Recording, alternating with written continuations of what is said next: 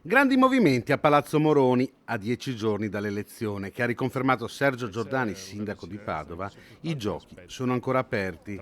Il primo cittadino, rientrato da un breve periodo di ferie, ha ripreso gli incontri per stabilire le nomine del governo cittadino dei prossimi 5 anni.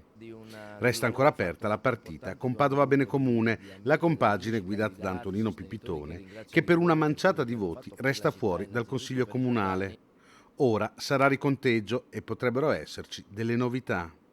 Per quanto riguarda gli assessori, lo schema potrebbe essere di 4 nomine al PD, 3 alla lista del sindaco e una a testa all'uscente Benciolini e a Coalizione Civica.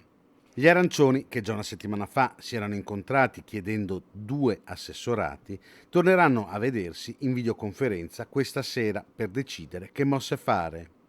Chi è invece sicuro di tornare a sedere in giunta è il recordman di preferenze Andrea Michalizzi. Non possiamo pensare assolutamente che il lavoro dell'amministrazione Giordani dei prossimi 5 anni è il proseguimento inerziale di quella precedente.